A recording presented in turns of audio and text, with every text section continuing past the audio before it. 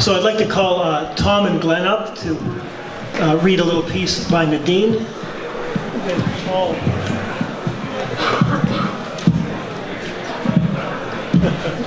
Put up the door.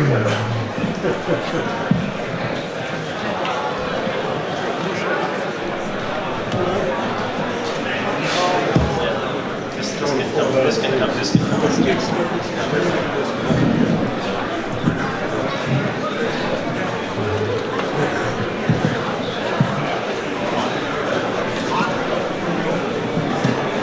Hi, I'm Tom Vockeroth. I'm Paula Lishman's youngest brother. This is Glenn. My older brother, her younger brother. And neither of us being very good speakers, our sister Nadine sent us something and asked if we would read it. She was unable to attend. She's in Victoria.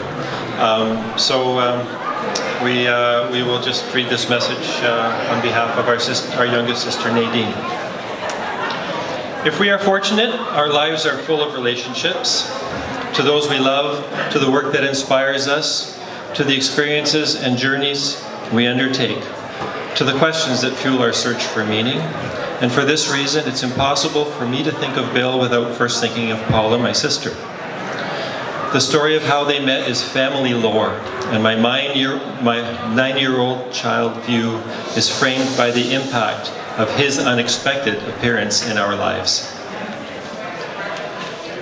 Paula off to Mexico in her last year of high school, the artist of the family, with his wonderfully creative gift for weaving and fabric arts.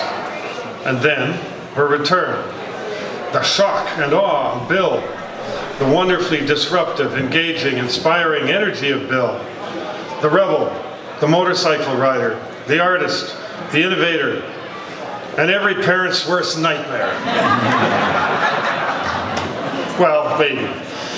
Now, I say this with affection because now we're dipping into family lore, and nightmare is a relative term. But picture Bill, older, experienced, outspoken, and very, very certain. Perhaps not quite what they had in mind for their 18-year-old daughter at that moment in her life.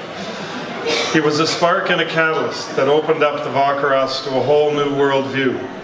And it was clear to Paula's siblings that Paula and Bill together equals amazing.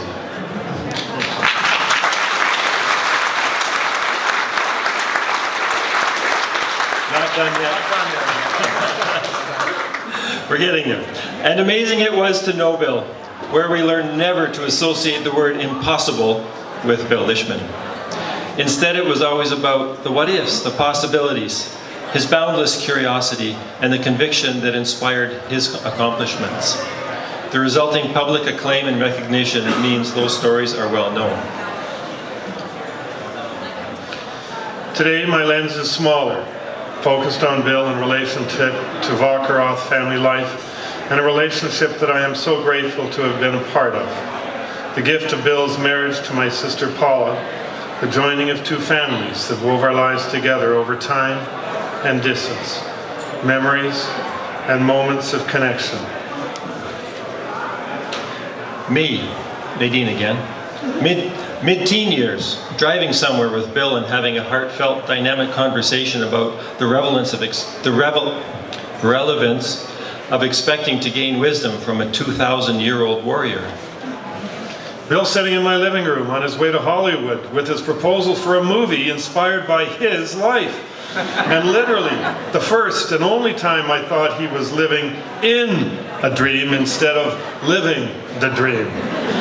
And then, a few years later, sitting in the theater on the opening night of the Toronto Film Festival, proud, amazed, and inspired again.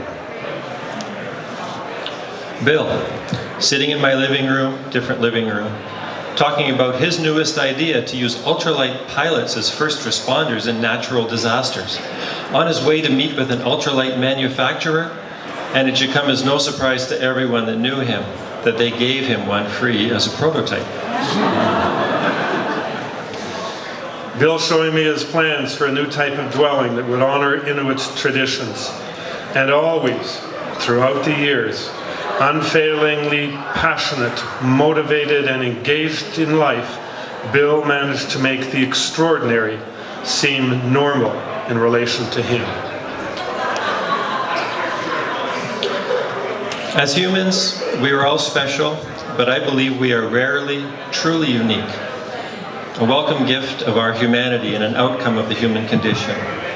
We can find much to unite us, and what unites us today is the commonality of love and loss, the journey from birth to death, emotions we share even though the context might be different. And occasionally, there's a uniqueness to someone's life, a quality we all recognize, a singularity that cannot be repeated. Bill was special and unique, and I'm going to miss you, Bill.